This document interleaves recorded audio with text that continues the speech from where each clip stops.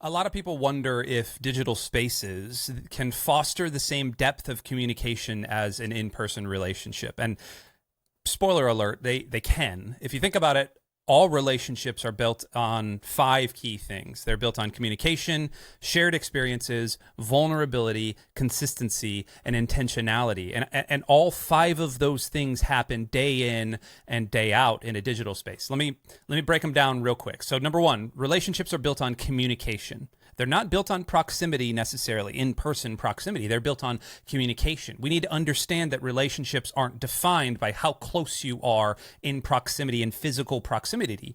They're defined by communication, whether that's talking face-to-face or over a video call. I think what really matters is the quality of our interactions. And in digital discipleship spaces, whether on Discord or on Zoom or even, in-game chats, if you're playing online somewhere, people are connecting in meaningful ways because they're having real conversations. And I think, honestly, some people find it easier to open up online because they feel less pressure or they feel less anxiety compared to being in person. They feel less of that physical, imposing figure of somebody being next to them. And being online then allows for a deep and authentic conversation where the foundation of real relationships are really made. So that's number 1. Number 2 is shared experiences, and relationships are formed around shared experiences, and those experiences are happening all the time online. I mean, think about it. Whether you're gaming together, you're attending an online church service, or even you're just hanging out in a digital community somewhere, sharing gifs and funny images,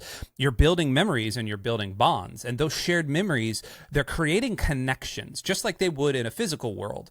When we work towards a common goal, or when we share in some spiritual journey, when we laugh together, when we cry together, those bonds grow stronger, even if we're thousands of miles apart, as long as we're sharing that experience together.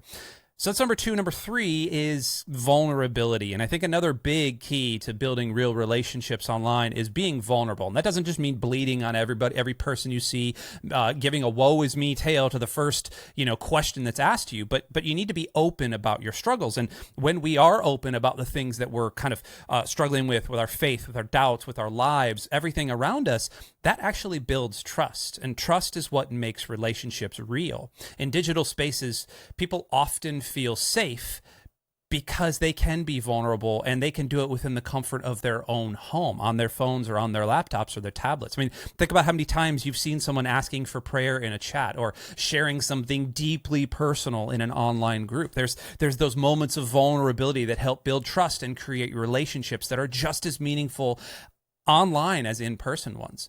Number 4 is consistency and intentionality, and they're huge. Relationships, whether they're offline or online, they require intentional time and effort. That's regular interactions, whether it's in a weekly Bible study on Zoom, consistent gaming sessions, or just ongoing chat discussions. You need to create a rhythm of relationship building, and that happens online. Whenever you're showing up regularly, whenever you're listening intentionally, and when you're investing in others, you're building a real connection. It doesn't matter if it's online. What matters is the consistency. And I think the last one here is we can't forget that online relationships sometimes will lead to in-person impacts. Some people will never meet in person, and that's okay. Others might eventually connect face-to-face, but either way, the relationships built online can have real world-lasting impacts. Many people who've met online have become lifelong friends. They've supported each other through tough times, and they've even found community they didn't have in person. These relationships are just as real and just as transformative